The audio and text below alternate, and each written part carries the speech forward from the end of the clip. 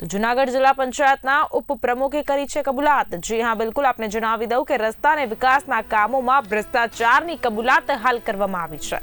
ઉપપ્રમુખ મુકેશ કણસાગરાએ નિવેદન આપ્યું છે, છેલ્લા 2 વર્ષમાં અમે એક પણ કામ કરી શક્યા નથી। તંત્ર અને અધિકારીઓ વચ્ચે સંકલનનો અભાવ સાથે સાથે અધિકારીઓ તાનાશાહી કરી રહ્યા છે।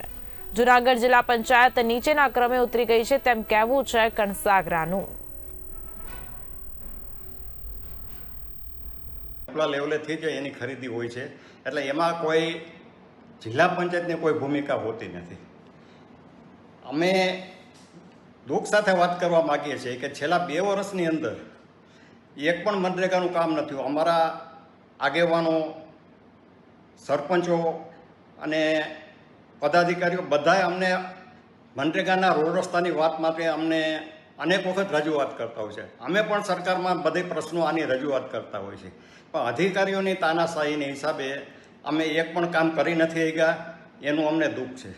અમે હરેશભાઈને પણ અનેકવાર રજૂઆત કરી છે। આની પહેલાં ડીડીઓને અમે રજૂઆત કરી હતી પ્રમુખના બંગલાની રિનોવેશન, એમાં લાખો રૂપિયાનો ભ્રષ્ટાચાર થયો છે। ડીડીઓએ પણ એમાં ધ્યાન નહોતું દીધું।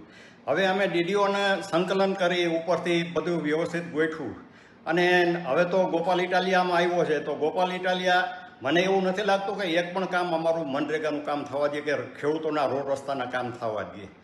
આગલી ટર્મની અંદર અમારે આ જ જિલ્લા પંચાયત હતી, આ જ સભ્યો હતા, પણ શાંતાબેન ખટારિયાએ જે સંકલન ધારાસભ્યો હારે સંગઠન સાથે કે જિલ્લા પંચાયતના દરેક સભ્યો હારે જે સંગઠન કરીને જે સંકલન કરીને જે કામ કર્યું છે, એ કામ આજની તારીખે ગુજરાત લેવલે પણ કેન્દ્ર લેવલે એ પ્રશંસનીય છે, અને જિલ્લા પંચાયતને 50 લાખ રૂપિયાનો માતબાર એવોર્ડ પણ મળેલો।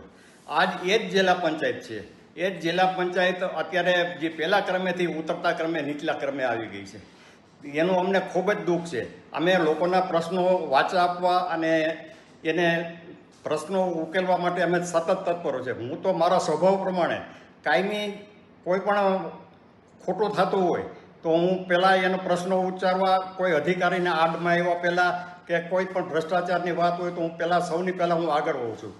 પ્રમુખનું પણ હું ધ્યાન દોરું છું, પ્રમુખ પણ તત્પર હોય છે કે પ્રશ્નો ઉકેલવા માટે, પણ જે સંગઠનની હારે આપણે અધિકારીઓ હારે જે સંકલનનો અભાવ રહેતો હોય અને એના હિસાબે કામમાં અમે પૂર્ણ ઉતર્યા છીએ।